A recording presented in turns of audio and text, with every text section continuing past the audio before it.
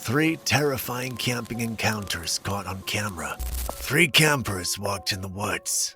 None of them realized something was waiting for them. Something injured. Something territorial. Something smiling. These aren't just disturbing encounters. These are the moments people were never meant to survive. The injured man outside my tent, who wasn't human at all. I used to camp alone near the silent backwoods outside Sulphur, Oklahoma, deep enough that cell service dies and the only lights come from the moon of your fire.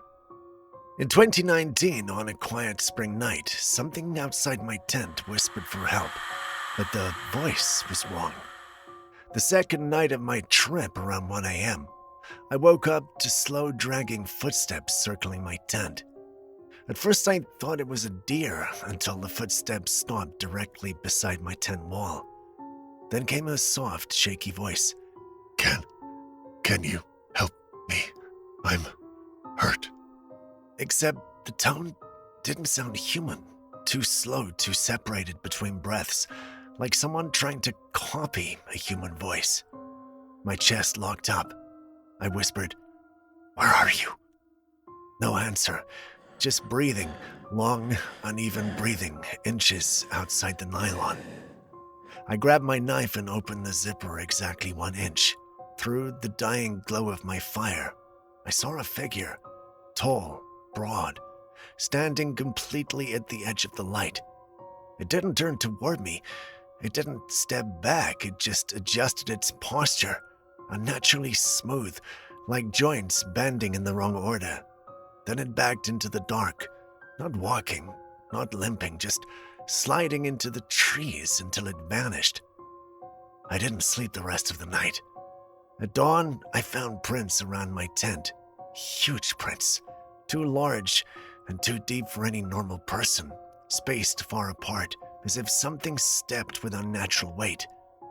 But the strangest part, one print was facing the opposite direction, like something had turned its foot completely backward. I left immediately. Half a mile down the trail, carved into a cedar trunk, was a message. Don't follow. I wasn't planning to. We shouldn't have camped there. They left us a warning. Northern Wisconsin is quiet in the kind of way that makes you feel watched, even when no one's around. My cousin Mark and I learned that the hard way. We set up camp off a remote logging road, somewhere only locals ever drive. Just before sunset, an old truck crawled past us and stopped. 2 men stared at us from inside. No nod, no wave, just blank, unblinking expression. Then they drove off without a word. That night around 2 a.m., we woke to footsteps around our tent. Heavy ones. Mark whispered, "Someone's out there." I listened and heard low voices, not arguing, not talking, just whispering like they were deciding something. We didn't move. When morning finally came, we stepped outside and froze. Our camp had been trashed, not in a messy way, in a deliberate, almost ritualistic way. Our cooler was flipped, our gear was scattered, and on the hood of my car, a small animal had been impaled through the windshield wiper blade. Fresh, bleeding, left there as a message. Mark whispered, "They want us gone." We packed in 90 seconds flat. As we drove down the logging road, we saw the same truck again, parked sideways, partially blocking the path like they wanted us to stop. But the men weren't inside. They were standing in the tree line watching us leave, not moving, not blinking, just making sure we understood their warning. We did. He stepped out smiling and tried to lure me to his car.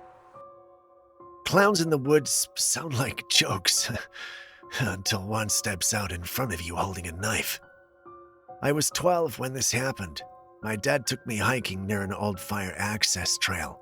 We'd been out maybe an hour when we heard someone moving fast through the trees. Then he burst out of the brush. A man, face painted, clothes filthy, smiling wide enough to show every tooth. My dad shouted, "Hey, back off!" The clown stopped several yards away, then his smile dropped.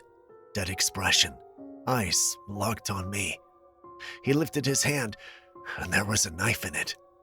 My dad pushed me behind him. That's when the clown spoke. "Come here. I want to show you something." He pointed back toward an old car parked crooked on the dirt road. The rear door was open. My dad yelled again, louder this time, stepping forward. The clown's expression twisted, and he ran at us.